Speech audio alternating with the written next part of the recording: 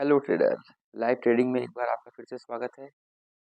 Live trading करने जा रहे हैं अपन। तो सबसे पहले स्टॉक ढूंढ लेते हैं क्योंकि स्टॉक में ट्रेडिंग करेंगे और कि ये केवल लर्निंग पर्पस के लिए ट्रेडिंग कर रहे हैं अपन, ताकि अच्छे से सीख लें और फिर ट्रेडिंग करें। एसीसी का चार्ट है जो कि एक अच्छा बुलिश मोमेंटम दिखा रहा है। 84 रुपये की एक ही 5 मिनट में 84 रुपीज़ का जो है ने जो है टारगेट दिया है, लेकिन स्टॉक 2000 का है और मोमेंटम हो चुका है, इसलिए इसको छोड़ देते हैं और देखते हैं आगे। कोई न कोई स्टॉक तो अपने को मिलेगा ही सही।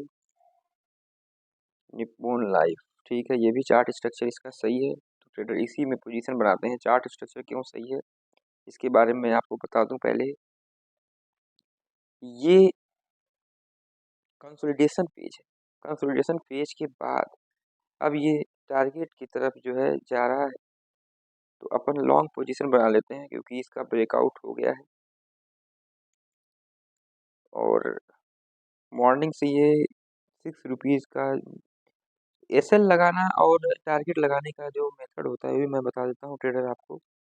जैसे ये कंसोलिडेशन फेज है तो इसके नीचे एसएल लगा देना और टारगेट इसी का डबल या फिर इतना ही, जितना एसएल है उतना ही टारगेट। क्योंकि कुछ स्टॉक्स होते हैं जैसे ये निप्पॉन लाइफ इंडिया है, ये थोड़ा सस्ता स्टॉक है, इसलिए जो है इसमें ज़्यादा टारगेट अचीव नहीं होगा। हालांकि ये मॉर्निंग से यहाँ पर आप देख सकते हो कि 19 रुपीज़ जो है पहले ये बढ़ चुका है, तो और ज़्यादा ये बढ़ेगा नहीं।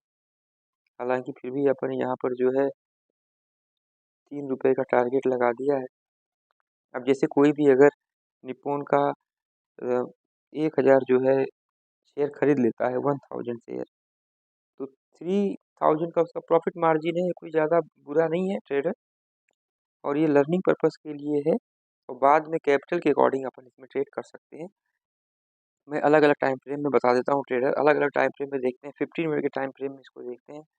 तो 15 मिनट के टाइम फ्रेम पे आप देख सकते हो इसके जो पैटर्न है, बुलिंजर बैंड। पहला तो अपन देखते हैं जब ट्रेड लेते हैं तो उसमें क्या क्या देखना होता है मैं आपको बता दूं। सबसे पहली चीज़ कि बुलिंजर बैंड की डायरेक्शन क्या है।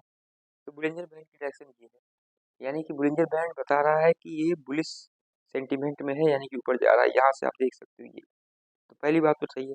दूसरी ये कि बुलिंजर बैंड की अपर लाइन को टच कर रहा है। थर्ड थिंग कि ये जो पैटर्न, जिस पैटर्न में ये जा रहा है वो पहले कंसोलिडेट हो रहा है, फिर उसको ब्रेक कर रहा है, फिर कंसोलिडेट कर रहा है, फिर ब्रेक कर रहा है, फिर कंसोलिडेट, फिर ब्रेक। तो ये जब कंसोलिडेट करता हुआ ऊपर की तरफ बढ़ेगा तो ज़्यादा पॉसिबिलिटी है कि इसके टारगेट के हिट करने के लिए। 1 आवर के टाइम फ्रेम में देखें ट्रेडर, तो 1 आवर के टाइम फ्रेम पे यहाँ देख सकते हो आप, ये हाई को ब्रेक कर चुका है, इसलिए ज़्यादा पॉसिबिलिटी है ये और ऊपर जाए। डेली टाइम फ्रेम में इसलिए देखते हैं, डेली टाइम फ्रेम में देखने से क्या होता है कि ये कंपनी, पता चलता है कि कंपनी का फंडामेंटल कैसा है। अब डेली टाइम फ्रेम में मैं आपको बताऊँ, जैसे ये एक एक कैंडल एक एक दिन को रिप्रेजेंट करती है, तो अगर अपन यहीं से देख लें, यहाँ से अपन देख सकते हैं कि ये डेली टाइम फ्रेम पे अगर किसी दिन भी, जैसे मान के चलो कि यहाँ पर मैंने ट्रेड लिया और मुझे लॉस हो गया यहाँ पर, तो अगर मैं 2 दिन 3 दिन वेट कर लूँ तो ये वापस से उसको रिकवर हो जाएगा और वहाँ से मैं एग्जिट कर लूँगा। तो यहाँ पर पैसा फंसने के या लॉस होने के बिल्कुल जीरो चांसेस होते हैं, क्योंकि अपन स्टॉक में ट्रेडिंग कर रहे हैं और डिलीवरी में ट्रेडिंग कर रहे हैं। अगर आप by the way intraday trading करते हो तो बाद में अगर कैपिटल है तो आप उसके अकॉर्डिंग जो है उसको डिलीवरी में कन्वर्ट कर सकते हो पोजीशन। 2:49 हो गए हैं और अपन अपने ट्रेड के बारे में ज़रा देखते हैं। अपन ट्रेड के बारे में देखते हैं कि अपन ने जो इसमें ट्रेड ले रखा था निप्पॉन लाइफ में, तो यहाँ पर देख सकते हो ट्रेडर कि अपना टारगेट बहुत ही जल्दी हिट हो गया। अपन ने पोजीशन बनाई थी यहाँ पर कहीं, यहाँ पर कहीं, यानी कि अपन ने ओनली 10 मिनट के अंदर ही टारगेट हिट हो गया, क्योंकि इसमें मोमेंटम बहुत ही अच्छा था।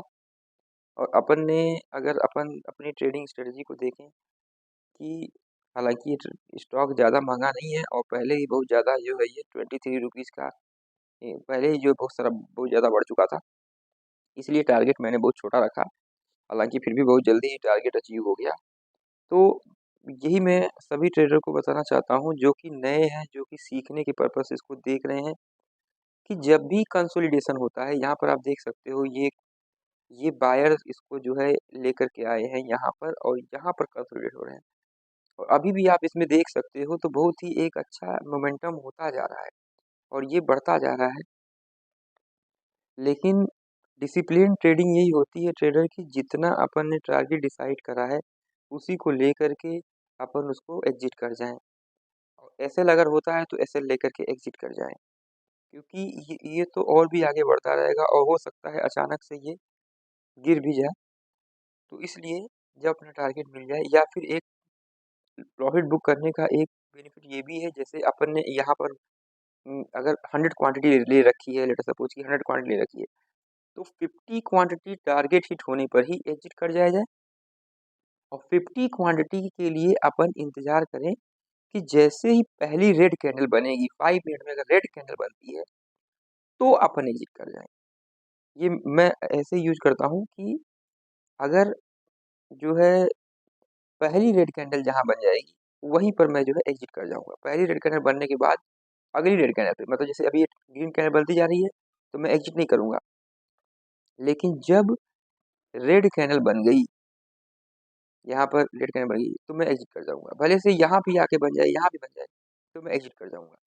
तो ये कुछ फिक्स्ड स्ट्रेटजी अपने को यूज करनी पड़ेगी, डिसिप्लिन ट्रेडिंग इसी को कहते हैं। और लॉस के लिए ऐसा कोई रूल नहीं है, लॉस जैसे ही यहाँ पर एसएल हिट हुआ तुरंत एग्जिट लेना है, उसमें कोई भी मन में ये नहीं रहा है कि हाँ लॉस बुक करना है।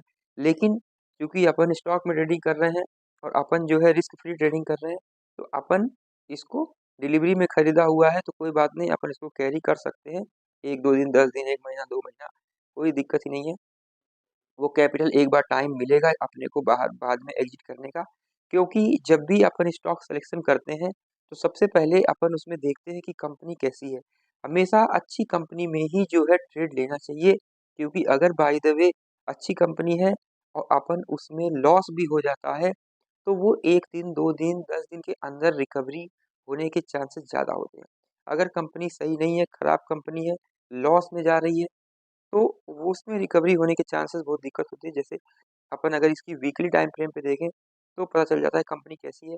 वीकली टाइम फ्रेम में आप देख सकते हो एक एक कैंडल एक एक वीक को रिप्रेजेंट करती है, यानी कि यहाँ पर देखो वीकली टाइम फ्रेम में हर एक वीक में थोड़ा थोड़ा इसमें अप साइड मूवमेंट हुआ है, यानी कि अगर बाय द वे अपने को यहाँ पर लॉस हो जाता तो कुछ दिन के बाद यहाँ आ गया, कुछ दिन के बाद यहाँ, कुछ दिन के बाद, तो ऐसे कहने का मीन अपना पैसा होल्ड नहीं होगा और न ही अपना लॉस होगा। केवल कुछ टाइम ड्यूरेशन जो है ज़रूर लगेगा, 10 दिन, 15 दिन, और जो कि लगना भी चाहिए, क्योंकि अपन स्टॉक मार्केट में सीखने के लिए आए हुए हैं, तो कम से भी कम इसको टाइम देना पड़ेगा, 2 साल, 3 साल, उसके बाद ही जो है ट्रेडिंग आएगी जिससे अपन अच्छे तरीके से सीख सकते हैं। अब इसमें 5 मिनट में वापस आते हैं, तो अभी भी जो है इसमें आप देख सकते हो ट्रेडर कि ये जब से अपन ने लिया है 9 रुपीज़, यानी कि 10 रुपये ये बढ़ चुका है। यानी कि अगर आप 1000 शेयर भी इसके खरीदते तो 10,000 रुपये का प्रॉफिट आप ले सकते हो इसको, ओनली कितने मिनट में, 5-10 मिनट के अंदर अंदर। लेकिन अब आप देखो अचानक से सेलिंग का प्रेशर हो गया तो इसमें गिरावट आ गई, इसीलिए अब इसमें से एग्जिट कर जाना ही सही रहेगा।